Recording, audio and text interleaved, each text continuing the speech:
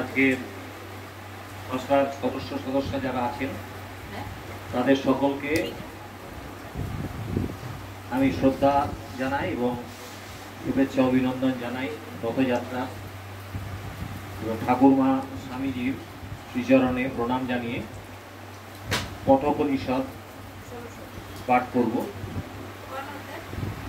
কঠোপনিষদের আমাদের পাঠ হচ্ছে প্রথম বল্লী, প্রথম অধ্যায়ের প্রথম বল্লী, পেজ নাম্বার 50।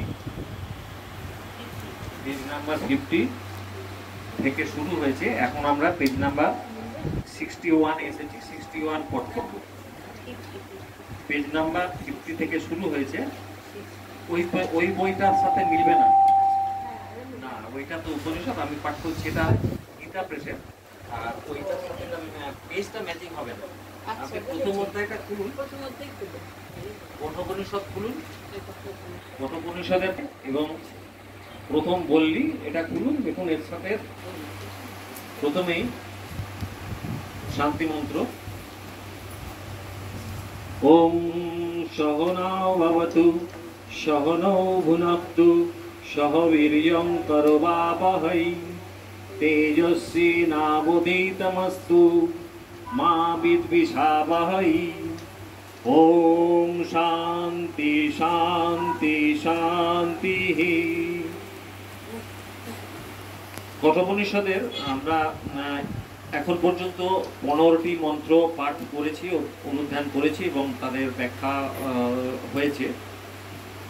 আপনাদের সকলেরই হয়তো মনে থাকতে পারে, তবু আমি একটুখানি স্মরণ করিয়ে দিই যে যজ্ঞ যিনি করছিলেন বাজশ্রবাসা, তিনি বিশ্বজিৎ যজ্ঞ করছিলেন এবং নচিকেতাকে তিনি যমরাজকে দান করেছেন এবং যমরাজের কাছে গেছেন।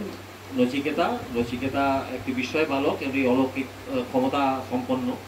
তিনি যমরাজের কাছে গেছেন এবং যমরাজ না থাকায় তিনি 3 দিন অনাহারে অনশনে ছিলেন এবং তারপর যমরাজ ফিরে আসার পর ক্ষমা প্রার্থনা করে তাকে 3 দিন যিনি অনাহারে অনশনে ছিলেন বলে তাকে 3টি বর তাকে দিচ্ছেন। সেই 3টি বরের প্রথম 2টি বর আমরা পেয়েছি, জেনেছি কি কি বর প্রার্থনা করেছেন। তো সেই বরগুলির মধ্যে প্রথমটি যিনি হচ্ছেন যে এই নচিকেতা তো এখন যমরাজের কাছে আছেন, মানে তিনি যমলোকে আছেন, আর যমলোকে থাকেন তারাই যারা মৃত বলেই ধরা হয়। তো তিনি যখন মর্তলোকে ফিরে যাবেন আবার, তখন যেন তার বাবা তাকে চিনতে পারেন এবং পুনরায় যেন আগের মতোই ব্যবহার তার সাথে করেন এবং তাকে যেন তিনি শান্তিতে সারা জীবন যেন শান্তিতে থাকতে পারেন। এইটি ছিল প্রথম বর চাওয়া যমরাজের কাছে নচিকেতা। এবং তারপরে দ্বিতীয় বর যেটি হয়েছিল সেটি যমরাজ তাকে প্রদান করেছিলেন যে হ্যাঁ ঠিক আছে, তুমি যাও এবং তোমার বাবা তোমাকে চিনতে পারবে এবং পুনরায় তোমার মতো আগের মতো ব্যবহারই তোমার সাথে করবে এবং তিনি এতটাই খুশি হবেন যে সারা জীবন তিনি আনন্দে কাটাতে পারবেন। এটি প্রথম বর তিনি দিয়েছিলেন। এরপর দ্বিতীয় বর যেটি চেয়েছিলেন সেটি নচিকেতা চেয়েছিলেন যে আমি যে স্বর্গ, এবং তার আগে তিনি বলেছিলেন যে স্বর্গলোকে তো জরা মৃত্যু কিছু নেই এবং সেটা আমি জানি এবং এখানকার ক্ষুধা তৃষ্ণা বলেও কিছু নেই।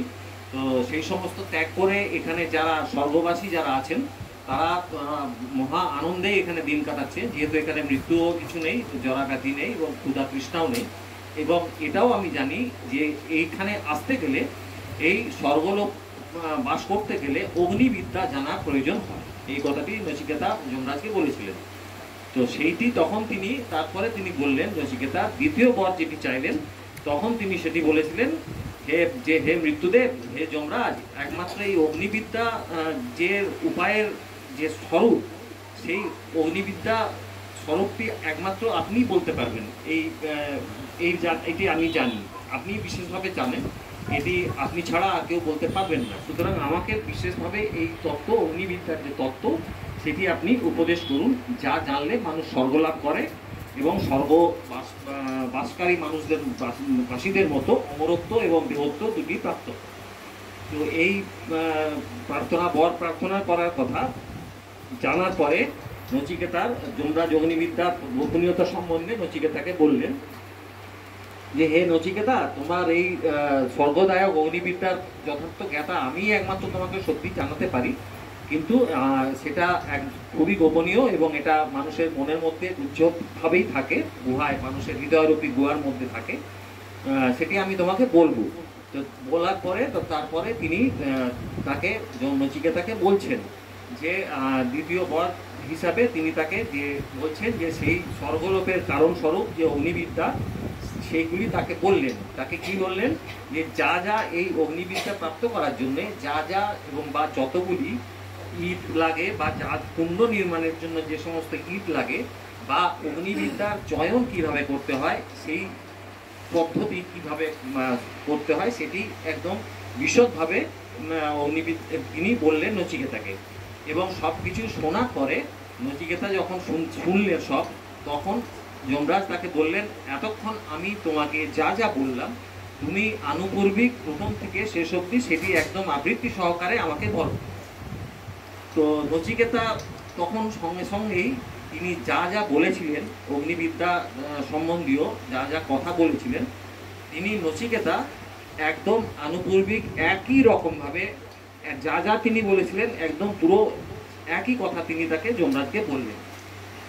এতে যমরাজ খুশি হয়ে তার বলেছিলেন যে তার এতটাই তিনি খুশি হলেন যে তাকে তিনি বলছেন এবারে আমরা করব যে এর পরের মন্ত্রটিতে তিনি কি বলছেন। যমরাজ নচিকেতার এরূপ স্মরণ শক্তি এবং প্রতিভা দেখে খুবই সন্তুষ্ট হলেন এবং বললেন, কি বললেন? 16 নম্বর মন্ত্র। তম অব্রবীত প্রিয়মান মহাত্মা বরং তবে হদ্য দদামি ভুয় তবৈব নামনা ভবিতায়ং অগ্নি শৃঙ্কাম চেমানন অনেক রূপাং গৃহান। তম অব্রবীত প্রিয়মান মহাত্মা বরং তবে হদ্য দদামি ভুয় তব এব নামনা ভবিতা অয়ং অগ্নি শৃঙ্কাম চ ইমাম অনেক রূপাম গৃহান। প্রিয়মানা মানে তার যে অলৌকিক বুদ্ধি এত ভালো, সেটি দেখে তিনি যৎপরনায় প্রীত হলেন। যমরাজ প্রীত হয়ে কি বললেন? মহাত্মা যমরাজ খুবই প্রীত হলেন এবং তম তাকে নচিকেতাকে কি বললেন? অব্রবীত। অব্রবীত মানে বললেন। নচিকেতাকে কি বললেন? অদ্য তবে আত্ম তব ইহ আত্ম। অদ্য মানে এখন, তব মানে তোমাকে, ইহ মানে এখানে। এখন আমি এখানে তোমাকে কি বলবো? ভুয়ো বারাম, পুনরায় এই বর তোমাকে দাদা আমি তোমাকে আরো একটি বর দিচ্ছি যেটি এই 3টি বরের থেকে আলাদা। এতটাই তিনি খুশি হয়েছেন যে 3টি বর ছাড়াও তিনি আরো একটি অতিরিক্ত বর দেওয়ার জন্য রাজি হয়ে গেলেন। ভুয়ো বরম, পুনরায় তোমাকে এই বর, অতিরিক্ত বর একটি তোমাকে দাদা আমি মানে দিচ্ছি। তবৈব নামনা ভবিতা অগ্নি শৃঙ্পাম চেমাম অনেক রূপাম গৃহান। অয়ম অগ্নি বলছেন এই অগ্নিবিদ্যা তব এব নামনা, এই যে অগ্নিবিদ্যা যে তত্ত্ব সেটি তোমাকে আমি যে বললাম, এই তত্ত্বটি তব এব নামনা মানে তোমারই নামে ভবিতা প্রসিদ্ধ হবে।